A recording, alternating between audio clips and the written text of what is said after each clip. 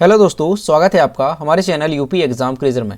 दोस्तों, आज के वीडियो में हम 12 दिसंबर से संबंधित उत्तर प्रदेश के सभी एग्जाम्स के लिए मोस्ट इंपॉर्टेंट करंट अफेयर के क्वेश्चंस को डिस्कस करेंगे और हर एक क्वेश्चन से रिलेटेड आपको फैक्ट भी बताएंगे। और वीडियो के अंत में हम आपसे एक क्वेश्चन भी पूछेंगे जिसका जवाब आपको कमेंट बॉक्स में देना है। और अगर आपको इसकी PDF डाउनलोड करनी है तो इसकी PDF आप हमारे टेलीग्राम ग्रुप से डाउनलोड कर सकते हैं। टेलीग्राम ग्रुप की लिंक आपको वीडियो को डिस्क्रिप्शन में मिल जाएगी। तो चलिए शुरू करते हैं। आज का सेशन शुरू करने से पहले हम कल के क्वेश्चंस का रिवीजन करेंगे। कल का पहला क्वेश्चन है, IIT कानपुर के किस वैज्ञानिक ने यंग जियो स्पेशल साइंटिस्ट पुरस्कार जीता? इसका जो करेक्ट आंसर है वो है option number B, Rupesh Goyal ने। अगला क्वेश्चन है, केंद्रीय गृह एवं सहकारिता मंत्री श्री अमित शाह ने उत्तर प्रदेश के किस जिले में मां शाकुंभरी विश्वविद्यालय का शिलान्यास किया? इसका जो करेक्ट आंसर है वो है ऑप्शन नंबर सी, सहारनपुर में। और दोस्तों, उत्तर प्रदेश करंट अफेयर की लास्ट 10 मंथ की अगर आपको PDF डाउनलोड करनी है तो इसकी लिंक आपको वीडियो को डिस्क्रिप्शन में मिल जाएगी। वहां से आप इस PDF को डाउनलोड कर सकते हैं। इस PDF में हमने जनवरी से लेकर के अक्टूबर 2021 तक उत्तर प्रदेश करंट अफेयर के सभी इंपॉर्टेंट क्वेश्चंस को विस्तार पूर्वक बताया है। और दोस्तों, इसके साथ ही अगर आपको नवंबर महीने की उत्तर प्रदेश करंट अफेयर की PDF डाउनलोड करनी है तो उसकी लिंक भी आपको वीडियो को डिस्क्रिप्शन में मिल जाएगी। तो वहां से आप ये दोनों PDF डाउनलोड कर सकते हैं। और दोस्तों, PDF डाउनलोड करने में अगर कोई भी प्रॉब्लम होती है या फिर आप PDF डाउनलोड नहीं कर पाते हैं तो साइट पर आपको WhatsApp नंबर और ईमेल मिल जाएगा जिस पर आप कांटेक्ट कर सकते हैं। अगला क्वेश्चन है, हाल ही में किस विश्वविद्यालय ने इंटरनेशनल ऑर्बिटेशन सेंटर खोलने का निर्णय लिया है? इसका जो करेक्ट आंसर है वो है ऑप्शन नंबर ए, लखनऊ विश्वविद्यालय में। अगला क्वेश्चन है, हाल ही में इलेन एस का निधन हुआ, वह एक प्रसिद्ध क्या थी? इसका जो करेक्ट आंसर है वो है ऑप्शन नंबर बी, क्रिकेटर। अगला क्वेश्चन है, किसे 57वां ज्ञानपीठ पुरस्कार दिया गया? तो ये दिया गया है दामोदर मौजो को, यानी ऑप्शन नंबर सी इसका करेक्ट होगा। अगला क्वेश्चन है, जर्मनी देश के नए चांसलर कौन बने? इसका जो करेक्ट आंसर है वो है option number A, Olaf Scholz. अगला क्वेश्चन है, एशिया पावर इंडेक्स 2021 में भारत किस स्थान पर रहा? इसका जो करेक्ट आंसर है वो है ऑप्शन नंबर सी, चौथे स्थान पर। अगला क्वेश्चन है, नंद किशोर पृष्टि का 104 वर्ष की आयु में निधन हुआ, वह एक प्रसिद्ध क्या थे? तो ये एक प्रसिद्ध शिक्षक थे, यानी ऑप्शन नंबर 20 का करेक्ट हो जाएगा। अगला क्वेश्चन है, किसने ई सवारी इंडिया ई बस गठबंधन लॉन्च किया? इसका जो करेक्ट आंसर है वो है option number D, NITI Aayog ने। तो दोस्तों, ये थे कल के क्वेश्चंस जिसका हमने रिवीजन किया। अब हम शुरू करते हैं आज का सेशन। आज का पहला क्वेश्चन है, हाल ही में PM मोदी ने कहां पर सरयू नहर राष्ट्रीय परियोजना का उद्घाटन किया? इसका जो करेक्ट आंसर है वो है ऑप्शन नंबर सी, बलरामपुर में। तो दोस्तों, प्रधानमंत्री नरेंद्र मोदी ने 11 दिसंबर 2021 को उत्तर प्रदेश के बलरामपुर जिले में सरयू नहर राष्ट्रीय परियोजना का उद्घाटन किया। ये जो परियोजना है ये पूर्वी उत्तर प्रदेश में सिंचाई संबंधी समस्याओं का समाधान करेगी और किसानों के लिए वरदान साबित होगी। इस परियोजना में 5 नदियों कौन कौन सी हैं तो ध्यान रखना है, घाघरा, सरयू, राप्ती, बाणगंगा और रोहिणी को आपस में जोड़ना शामिल है। तो आपको अच्छे से ध्यान रखना है कि प्रधानमंत्री नरेंद्र मोदी ने अभी हाल ही में उत्तर प्रदेश में कौन सी परियोजना का उद्घाटन किया? तो बलरामपुर जिले में सरयू नहर राष्ट्रीय परियोजना। अगला क्वेश्चन है, हाल ही में उत्तर प्रदेश के हैदरपुर वेटलैंड को कौन से रामसर स्थल के रूप में मान्यता मिल गई है? इसका जो करेक्ट आंसर है वो है ऑप्शन नंबर बी, 10 में। हाल ही में पश्चिमी उत्तर प्रदेश के हैदरपुर वेटलैंड को देश का 47वां और उत्तर प्रदेश का 10वां तथा विश्व का अगर देखा जाए तो 2463वां रामसर स्थल के रूप में मान्यता मिल गई है। इसकी पुष्टि पर्यावरण, वन और जलवायु परिवर्तन मंत्रालय ने की है। हैदरपुर वेटलैंड गंगा और सोलानी नदी के बीच मुजफ्फरनगर और बिजनौर की सीमा पर 6908 हेक्टेयर क्षेत्र में फैला हुआ है। यह हस्तिनापुर वन्यजीव अभयारण्य का एक भाग है। हैदरपुर वेटलैंड एक मानव निर्मित झील है जिसका निर्माण वर्ष 1984 में हुआ था। यहाँ की जैव विविधता पक्षियों को आकर्षित करती है। तो दोस्तों, ये क्वेश्चन मोस्ट इंपॉर्टेंट है, इसे आपको अच्छे से ध्यान रखना है कि अभी हाल ही में उत्तर प्रदेश का 10वां रामसर स्थल के रूप में किसे मान्यता दी गई है? तो ध्यान रखना है हैदरपुर वेटलैंड को। और अगर देश का पूछा जाए तो ध्यान रखना है ये देश का 47वां रामसर स्थल के रूप में इसे मान्यता दी गई है। अब दोस्तों यहाँ पर आपको कई सारी चीज़ें समझनी है। तो सबसे पहले हम देखेंगे कि ये वेटलैंड, जो वेटलैंड है ये वर्ड, तो वेटलैंड का मतलब क्या होता है। तो वेटलैंड किसे कहते हैं, तो नमी या दलदली भूमि वाले क्षेत्र को वेटलैंड या आर्द्र भूमि कहा जाता है। यानी जो वेटलैंड्स हैं ये ऐसे क्षेत्र होते हैं जहाँ पर भरपूर नमी पाई जाती है। और दोस्तों ये जो वेटलैंड होते हैं इसका लाभ भी होता है। इसका लाभ क्या होता है, तो ये जो आर्द्र भूमि है, जो वेटलैंड्स है, ये जल को प्रदूषण से मुक्त बनाती है। और दोस्तों ये जो वेटलैंड होते हैं यानी जो आर्द्र भूमि है, ये ऐसा क्षेत्र होता है जहाँ पर वर्ष भर आंशिक रूप से या फिर पूर्णतः जल भरा रहता है। तो ये चीज़ क्लियर हुई कि वेटलैंड क्या होता है। अब दोस्तों ये जो हैदरपुर वेटलैंड है इसे रामसर स्थल के रूप में मान्यता दी गई है। तो रामसर स्थल का मतलब क्या होता है, तो सबसे पहले हम समझेंगे कि रामसर संधि क्या है, यानी रामसर कन्वेंशन क्या है। तो दोस्तों रामसर आर्द्र भूमि समझौता यानी रामसर कन्वेंशन ऑन वेटलैंड, ये 2 फरवरी 1971 को, आपको डेट ध्यान रखनी है, 2 फरवरी 1971 को ये जो रामसर कन्वेंशन ऑन वेटलैंड है ये ईरान के कैस्पियन सागर के तट पर स्थित रामसर शहर में हस्ताक्षर किए गए थे। यानी जो रामसर आर्द्र भूमि समझौता है इसके लिए जो है 2 फरवरी 1971 को समझौते पर हस्ताक्षर किए गए थे। कहाँ पर किए गए थे, तो आपको ध्यान रखना है ईरान के रामसर शहर में, और इसीलिए इस समझौते को रामसर संधि कहा जाता है। इसीलिए इसे क्या कहा जाता है, तो ध्यान रखना है, इसे रामसर कन्वेंशन कहा जाता है। और इसके अलावा इसका एक और नाम है, इसे क्या कहा जाता है, तो इसे आर्द्र भूमि संधि भी कहा जाता है। तो अगर कहीं पर आपको आर्द्र भूमि संधि मिल जाए यानी वेटलैंड कन्वेंशन मिल जाए तो आपको समझना है कि ये रामसर आर्द्र भूमि समझौता है यानी रामसर कन्वेंशन ऑन वेटलैंड है। अब दोस्तों यहाँ पर आपको ध्यान रखना है कि जो रामसर आर्द्र भूमि समझौता है ये लागू कब हुआ, यानी 1971 में तो इस पर जो समझौता हुआ था उस पर हस्ताक्षर किए गए थे, लेकिन ये लागू कब से किया गया, तो आपको ध्यान रखना है 1975 से। कब से लागू किया गया, 1975 से ये लागू किया गया। तो ये तो बात यहाँ पर हुई है विश्व की, यानी विश्व में ये 1975 में लागू किया गया। अब हमारे देश भारत में ये रामसर कन्वेंशन कब लागू किया गया, तो आपको ध्यान रखना है रामसर संधि जो है वो भारत में 1982 में, कब 1982 में लागू की गई। ये कहाँ पर, तो आपको ध्यान रखना ये भारत में लागू की गई है। और दोस्तों भारत में सबसे पहले किन स्थलों को रामसर स्थल घोषित किया गया था, तो आपको अच्छे से ध्यान रखना है, सबसे पहले भारत में ओडिशा स्थित चिल्का झील और राजस्थान में स्थित केवलादेव राष्ट्रीय उद्यान को रामसर स्थल के रूप में मान्यता दी गई थी सबसे पहले। तो ये पॉइंट्स आपको अच्छे से ध्यान रखने हैं, इनसे संबंधित एग्जाम्स में क्वेश्चन पूछे जा सकते हैं। और अभी जो है उत्तर प्रदेश के हैदरपुर वेटलैंड को रामसर स्थल के रूप में मान्यता दी गई है, तो इसके बारे में थोड़ा जानते हैं। तो दोस्तों ये जो वेटलैंड है, ये जो आर्द्र भूमि है, यहाँ पर डॉल्फिन, कछुए, घड़ियाल, मगरमच्छ, तितलियों और हिरन की कई प्रजातियां यहाँ पर पाई जाती हैं। और यहाँ पर पेड़ पौधों की अगर बात की जाए तो 30 से अधिक पेड़ पौधों की प्रजातियां हैं, और अगर पक्षियों की बात की जाए तो 300 से अधिक यहाँ पर पक्षियों की प्रजातियां पाई जाती हैं, और यहाँ पर 40 से ज़्यादा मछलियों की प्रजातियां पाई जाती हैं।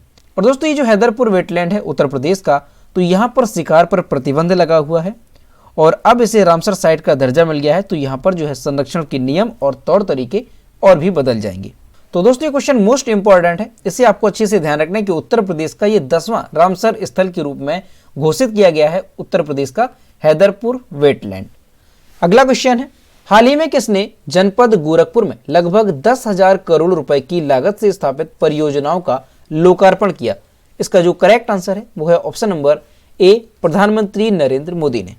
7 दिसंबर 2021 को भारत के प्रधानमंत्री नरेंद्र मोदी ने जनपद गोरखपुर में लगभग 10,000 करोड़ रुपए की लागत से स्थापित परियोजनाओं हिंदुस्तान उर्वरक एवं रसायन लिमिटेड गोरखपुर, अखिल भारतीय आयुर्विज्ञान संस्थान एम्स गोरखपुर में और ICMR regional medical research centre Gorakhpur का लोकार्पण किया। 8,603 करोड़ से तैयार हिंदुस्तान उर्वरक एवं रसायन लिमिटेड के गोरखपुर खाद कारखाने में सालाना लगभग 12.7 लाख टन नीम कोडेड यूरिया का उत्पादन होगा। अब दोस्तों इस कारखाने से किसानों को क्या लाभ होगा, तो इस कारखाने से राज्य के किसानों को पर्याप्त मात्रा में यूरिया की उपलब्धता होगी, और इसके साथ ही पूर्वांचल में रोजगार के और स्वरोजगार के भी अवसर उत्पन्न होंगे। ये जो खाद कारखाना है इससे जुड़े सहायक उद्योगों के साथ ही ट्रांसपोर्टेशन सर्विस सेंटर को भी बढ़ावा मिलेगा। तो आपको ध्यान रखना है कि प्रधानमंत्री नरेंद्र मोदी ने 7 दिसंबर 2021 को उत्तर प्रदेश के गोरखपुर में कई परियोजनाओं का लोकार्पण किया। उनमें से जो प्रमुख हैं वो कौन कौन सी हैं, तो आपको ध्यान रखना है। हिंदुस्तान उर्वरक एवं रसायन लिमिटेड गोरखपुर, अखिल भारतीय आयुर्विज्ञान संस्थान यानी एम्स का लोकार्पण किया और ICMR regional medical research centre इसका भी गोरखपुर में लोकार्पण किया गया। अब दोस्तों अगर वैसे देखा जाए जो गोरखपुर का यूरिया प्लांट है ये 1969 में स्थापित किया गया था। कब किया गया था? 1969 में ये स्थापित किया गया था, लेकिन ये कारखाना 10 जून 1990 को बंद हो गया था और इसके बाद बंद पड़े यूरिया प्लांट की जगह हिंदुस्तान उर्वरक रसायन लिमिटेड द्वारा 4 गुना बड़ा ग्रीनफील्ड यूरिया प्लांट लगाया गया था। और फिर 2016 में प्रधानमंत्री नरेंद्र मोदी ने गोरखपुर के इसी खाद कारखाने का शिलान्यास किया था, यानी इसे दोबारा से पुनर्जीवित किया गया था और पहले गोरखपुर में स्थापित उर्वरक कारखाने के स्थान पर जो नया कारखाना स्थापित किया गया ये पहले की तुलना में 4 गुना अधिक क्षमता का है। और दोस्तों एक या 2 दिन पहले हमने आपको एक क्वेश्चन बताया था कि उत्तर प्रदेश के गोरखपुर में खाद कारखाने का दुनिया का सबसे ऊंचा प्रिलिंग टावर स्थापित किया गया है, तो इसे भी आपको अच्छे से ध्यान रखना है। अगला क्वेश्चन है, फोर्ब्स की 100 शक्तिशाली महिलाओं में निर्मला सीतारमण किस स्थान पर रहीं? इसका जो करेक्ट आंसर है वो है ऑप्शन नंबर ए 37वें स्थान पर। फोर्ब्स की 100 सबसे शक्तिशाली महिलाओं की सूची में भारत की वित्त मंत्री निर्मला सीतारमण 37वें स्थान पर रहीं। उन्हें यह ओहदा फोर्ब्स की दुनिया की 100 सबसे शक्तिशाली महिलाओं की सूची के 18वें संस्करण में दिया गया है। वह लगातार तीसरे साल इस सूची में शामिल रहीं। निर्मला सीतारमण 2019 में 34वें स्थान पर थी, 2020 में 41वें स्थान पर रहीं और 2021 में 37वें स्थान पर रही हैं। तो दोस्तों ये क्वेश्चन भी मोस्ट इंपॉर्टेंट है, इसे भी आपको अच्छे से ध्यान रखना है कि फोर्ब्स ने अभी हाल ही में 100 शक्तिशाली महिलाओं की सूची जारी की है जिसमें भारत की वित्त मंत्री निर्मला सीतारमण को 37वें स्थान पर रखा गया है। अब दोस्तों ये जो फोर्ब्स की 2021 की 100 सबसे शक्तिशाली महिलाओं की सूची जारी की गई है तो इसमें पहले स्थान पर कौन सी महिला रही, तो ये काफी इंपॉर्टेंट है, तो आपको अच्छे से ध्यान रखना है। मैकेंजी स्कॉट, क्या नाम है, ध्यान रखना है, मैकेंजी स्कॉट, ये दुनिया की सबसे ताकतवर महिला के रूप में चुनी गई हैं। यानी फोर्ब्स की जो 100 सबसे शक्तिशाली महिलाओं की सूची जारी की गई है 2021 की, तो उसमें ये पहले स्थान पर रही हैं। ध्यान रखना है 2021 की सूची में पहले स्थान पर रही हैं। अब दोस्तों ये मैकेंजी स्कॉट हैं कौन, तो इनके बारे में थोड़ा जानते हैं। तो दोस्तों ये ना तो किसी देश की प्रधानमंत्री हैं और ना ही किसी देश की ये राष्ट्रपति हैं, तो फिर ये कौन है? तो दोस्तों मैकेंजी स्कॉट एक फिलैंथ्रोपिस्ट हैं, यानी दान देकर जरूरतमंद लोगों की सहायता करना, और इसके साथ ही एक लेखक भी हैं। और ये जो मैकेंजी स्कॉट हैं ये अमेजॉन फाउंडर जेफ बेजोस की एक्स वाइफ भी हैं, इसलिए वो कई बार खबरों में रहती हैं। दोस्तों ये जो मैकेंजी स्कॉट हैं ये 25 साल तक जेफ बेजोस के साथ रहीं, लेकिन 2019 में इन्होंने तलाक दिया और इसके बाद उन्हें जो है अमेजॉन का 25% स्टेक मिला था, लेकिन तलाक के बाद उन्होंने अपनी संपत्ति का बड़ा हिस्सा दान में देने का फैसला भी किया था, तो इसीलिए जो है काफ़ी ज़्यादा चर्चा में रही थी। तो आपको ध्यान रखना है 2021 में फोर्ब्स की 100 सबसे शक्तिशाली महिलाओं की सूची में पहले स्थान पर किसे रखा गया, तो मैकेंजी स्कॉट को, और जो भारत की निर्मला सीतारमण ने 37वें स्थान पर रखा गया है। अगला क्वेश्चन है, किस राज्य के काजू वैली वेटलैंड को 16वां पक्षी अभयारण्य घोषित किया गया है? इसका जो करेक्ट आंसर है वो है ऑप्शन नंबर बी तमिलनाडु के। तमिलनाडु राज्य के विलुपुरम जिले में स्थित काजू वैली वेटलैंड को 16वां पक्षी अभयारण्य घोषित किया गया। काजू वैली वेटलैंड को 16वां पक्षी अभयारण्य वन्यजीव अधिनियम 1972 की धारा 18 की उपधारा 1 के तहत पक्षी अभयारण्य घोषित किया गया है। पुलिकट झील के बाद काजू वैली वेटलैंड झील भारत की दूसरी सबसे बड़ी खारे पानी की झील है। इस अभयारण्य के पूर्वी तट के साथ बंगाल की खाड़ी सटी हुई है और इसका कुल क्षेत्रफल कितना है, तो ध्यान रखना है 670 वर्ग किलोमीटर इसका क्षेत्रफल है। तो दोस्तों अगर पूछा जाता है कि काजू वैली वेटलैंड ये किस राज्य से संबंधित है, यानी किस राज्य में है, तो आपको ध्यान रखना है ये तमिलनाडु राज्य के विलुपुरम जिले में ये स्थित है और इसे जो है अभी हाल ही में 16वां तमिलनाडु का पक्षी अभयारण्य घोषित किया गया है। अब दोस्तों यहाँ पर तमिलनाडु की बात है, तो तमिलनाडु के बारे में जानते हैं। तो ये है मैप में तमिलनाडु। तमिलनाडु की कैपिटल है चेन्नई। तमिलनाडु के चीफ मिनिस्टर हैं M.K. स्टालिन और तमिलनाडु के गवर्नर हैं R.N. रवि। और तमिलनाडु में लोकसभा सीटों की संख्या कितनी है, तो ध्यान रखना है 39 यानी 39 यहाँ पर लोकसभा सीटों की संख्या है और 18 यानी 18 यहाँ पर राज्यसभा सीटों की संख्या है। अगला क्वेश्चन है, संकेत महादेव ने राष्ट्रमंडल भारोत्तोलन चैंपियनशिप 2021 में कौन सा पदक जीता? इसका जो करेक्ट आंसर है वो है ऑप्शन नंबर ए, स्वर्ण पदक। संकेत महादेव सरगढ़ ने राष्ट्रमंडल भारोत्तोलन चैंपियनशिप 2021 में पुरुषों की 55 किलोग्राम श्रेणी में स्वर्ण पदक जीता है। उन्होंने पुरुषों के 55 किलोग्राम स्केच वर्ग में 113 किलोग्राम भार उठाकर राष्ट्रीय रिकॉर्ड भी बनाया। इसी के साथ उन्होंने बर्मिंघम में होने वाले राष्ट्रमंडल खेल 2022 के लिए भी खुद को क्वालिफाई कर लिया है। तो दोस्तों ये क्वेश्चन भी इंपॉर्टेंट है, आपको ध्यान रखना है कि राष्ट्रमंडल भारोत्तोलन चैंपियनशिप 2021 में जो संकेत महादेव हैं, इन्होंने 55 किलोग्राम श्रेणी में स्वर्ण पदक जीता है और इन्होंने कितने किलोग्राम वजन उठा करके एक राष्ट्रीय रिकॉर्ड भी बनाया, तो ध्यान रखना है 113 किलोग्राम भार उठा करके। अब दोस्तों 1 या 2 दिन पहले हमने आपको बताया था कि भारत की जो झिली दल बहेरा है, उन्होंने भी राष्ट्रमंडल भारोत्तोलन चैंपियनशिप 2021 में पदक जीता। तो उन्होंने कौन सा पदक जीता था, तो आपको ध्यान रखना है उन्होंने सिल्वर मेडल जीता था। और किसमें, तो उन्होंने भी वेट लिफ्टिंग में सिल्वर मेडल जीता था। किस किलोग्राम भार वर्ग में, तो 49 किलोग्राम भार वर्ग में उन्होंने सिल्वर मेडल यानी रजत पदक जीता था। अब दोस्तों अगर इसकी बात की जाए राष्ट्रमंडल भारोत्तोलन चैंपियनशिप 2021, तो इसका आयोजन कहां पर किया जा रहा है, तो आपको अच्छे से ध्यान रखना है इसका आयोजन कहां पर किया जा रहा है। तो इसका आयोजन किया जा रहा है ताशकंद में। कहां पर, ताशकंद में इसका आयोजन किया जा रहा है। और कब से कब तक इसका आयोजन किया जाएगा, तो आपको ध्यान रखना है 7 से लेकर के 17 दिसंबर तक इसका आयोजन किया जाएगा। तो इसे भी आपको अच्छे से ध्यान रखना है। अगला क्वेश्चन है, पीवी सिंधु ने BWF वर्ल्ड टूर फाइनल 2021 में कौन सा पदक जीता? इसका जो करेक्ट आंसर है वो है ऑप्शन नंबर बी, रजत पदक। पीवी सिंधु ने badminton world federation world tour final 2021 में रजत पदक जीता। वर्ष 2018 में पीवी सिंधु ने BWF यानी badminton world federation world tour का फाइनल जीता था। यह उपलब्धि हासिल करने वाली वह एकमात्र भारतीय बनी थी। वहीं महिला एकल का खिताब दक्षिण कोरिया की आन से योंग ने जीता और पुरुष एकल का खिताब विक्टर एक्सेल्सन ने जीता। इसके अलावा इस टूर्नामेंट में पुरुष एकल का खिताब ताकुरो होकी और युगो कोबायाशी ने जीता और महिला एकल का खिताब जीता है किम सो येओग और काम ही योंग ने। तो दोस्तों यहाँ पर आपको अच्छे से ध्यान रखना है कि जो पीवी सिंधु हैं, इन्होंने BWF यानी कि बैडमिंटन वर्ल्ड फेडरेशन की वर्ल्ड टूर फाइनल 2021 में कौन सा पदक जीता, तो इसमें इन्होंने रजत पदक जीता है। और दोस्तों 2018 में पीवी सिंधु ने BWF वर्ल्ड टूर का फाइनल जीता था और यह उपलब्धि हासिल करने वाली ये एकमात्र भारतीय बनी थी। तो ये पॉइंट आपको अच्छे से ध्यान रखना है।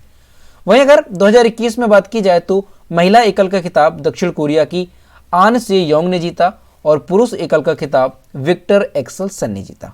अगला क्वेश्चन है, किस राज्य ने सीनियर महिला राष्ट्रीय फुटबॉल चैंपियनशिप जीती? इसका जो करेक्ट आंसर है वो है ऑप्शन नंबर डी, मणिपुर ने। तो दोस्तों मणिपुर राज्य ने सीनियर महिला राष्ट्रीय फुटबॉल चैंपियनशिप 2021 का खिताब जीता है।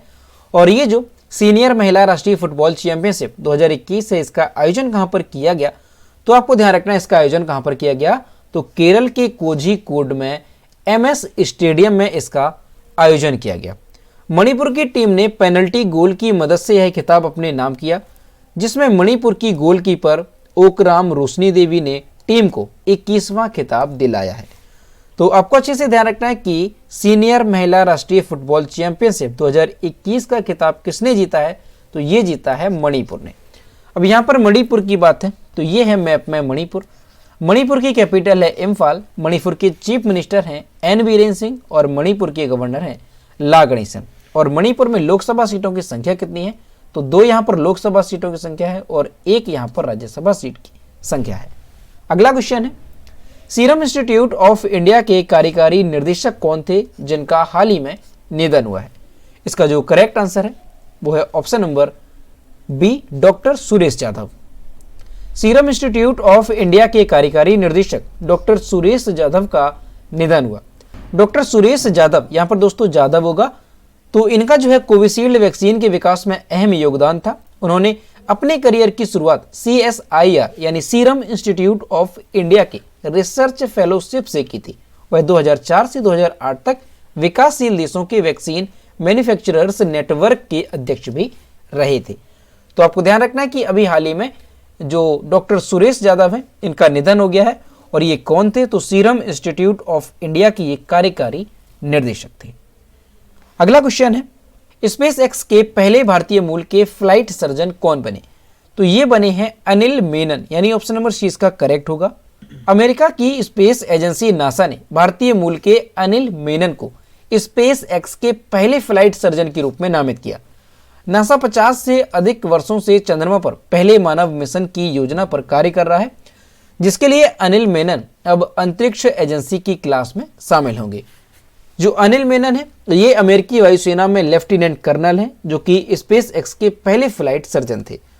और इन्होंने वर्ष 1999 में कैम्ब्रिज मैसाचुसेट्स में हार्वर्ड विश्वविद्यालय से न्यूरोबायोलॉजी में स्नातक की उपाधि प्राप्त की है। तो आपको अच्छे से ध्यान रखना है कि जो अमेरिका की स्पेस एजेंसी है नासा, तो इसने भारतीय मूल के जो अनिल मेनन हैं, इन्हें स्पेस एक्स के पहले फ्लाइट सर्जन के रूप में नामित किया है। तो दोस्तों ये थे 12 दिसंबर से संबंधित उत्तर प्रदेश के सभी एग्जाम्स के लिए मोस्ट इंपॉर्टेंट करंट अफेयर के क्वेश्चन जो कि हमने डिस्कस किए। अब हम देखते हैं कल के वीडियो का क्वेश्चन जो हमने आपसे पूछा था। तो ये कल के वीडियो का क्वेश्चन जो हमने आपसे पूछा था, Dictionary.com ने किस शब्द को वर्ड ऑफ द ईयर 2021 चुना? इसका जो करेक्ट आंसर था वो ऑप्शन नंबर सी था, एलाइशिप। और लगभग सभी स्टूडेंट्स ने इसके सही जवाब किए। और मैं आपसे हर रोज कहता हूं कि जो भी क्वेश्चन आपसे पूछा जाए तो सभी लोग उसका आंसर जरूर किया करो। तो ये है आज का क्वेश्चन, किस देश ने दर्द रहित मौत के लिए इच्छा मृत्यु उपकरण को विकसित किया? तो इसका जो भी करेक्ट आंसर है वो आपको कमेंट बॉक्स में बताना है। तो दोस्तों अगर आपको आज का वीडियो पसंद आया हो तो वीडियो को लाइक करें, शेयर करें। और अगर हमारे चैनल पर अभी तक नए हैं तो चैनल को सब्सक्राइब करना ना भूलें।